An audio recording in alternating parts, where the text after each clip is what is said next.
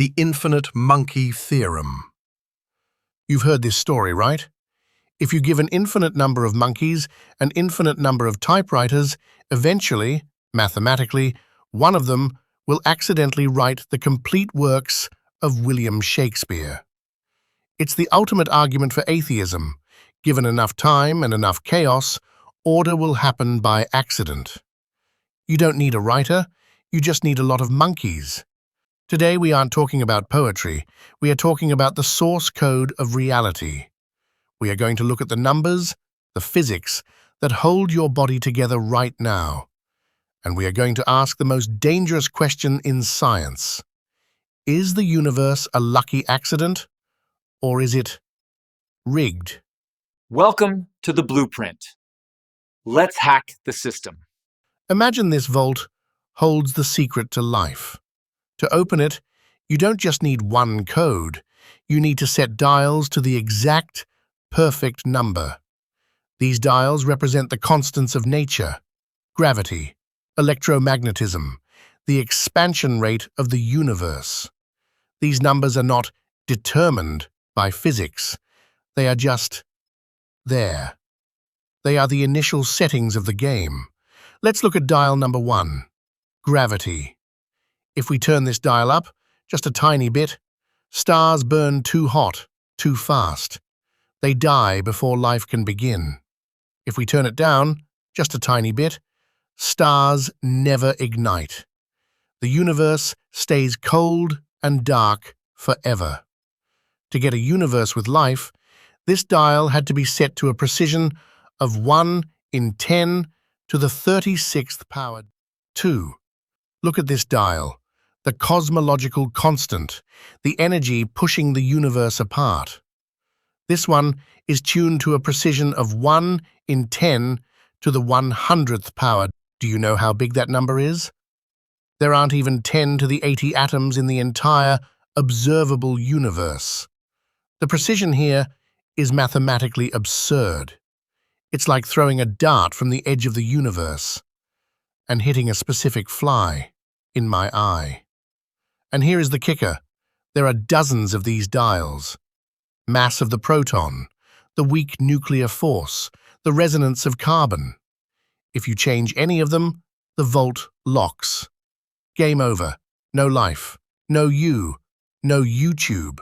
So, the question is, who set the dials? Coincidence, I hear you say. Maybe we just got lucky. Okay, let's talk about luck. Let's talk about entropy. The second law of thermodynamics says the universe tends toward disorder, entropy. Things break. They don't fix themselves.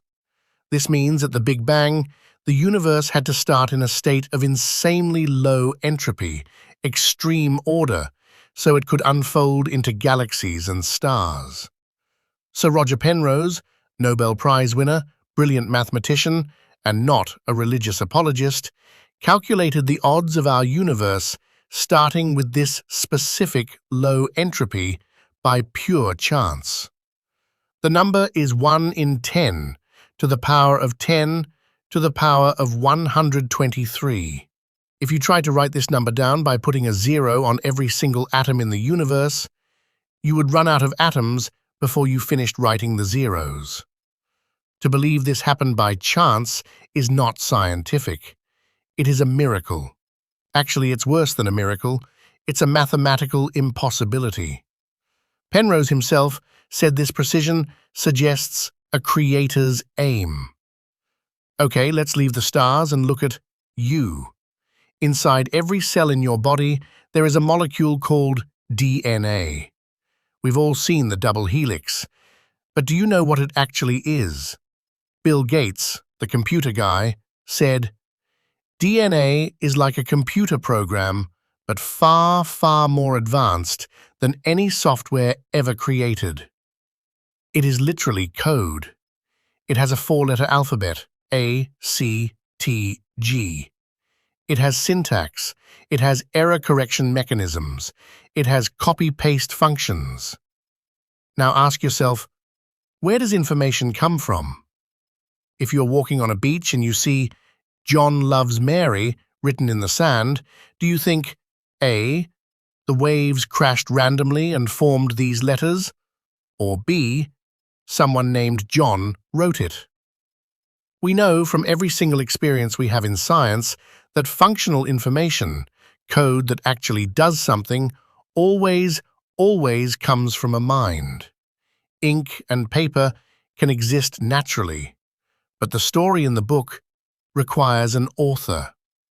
Chemicals can exist naturally, but the code in the DNA requires a coder. So, if there is a creator, what is he like? Logic tells us a few things. If he created space and time, he must be outside of space and time, eternal. If he created matter, he must be non-material. If he designed the fine-tuning, he must be intelligent and have a will. He chose the settings. And finally, he must be independent. Everything in the universe is contingent. It depends on something else. You depend on your parents depend on food. Food depends on the sun depends on gravity. This chain cannot go on forever. It has to stop at something that doesn't depend on anything, something that just is. In the Quran, there is a specific name for this, as-Samad. It means the Eternal Refuge, the independent master whom everything else depends on, but who depends on nothing. The necessary being of philosophy is the Allah of the Quran. Science doesn't kill God. Science is the act of discovering God's fingerprints. The fine-tuning isn't an accident. The DNA code isn't a glitch. The universe is a message, and the message is simple. You are not a random accident. You are planned. The only question left is, if the Creator sent us a message in the stars and in our cells, did He also send us a manual? Did He speak to us directly? That is what we talk about in the next episode.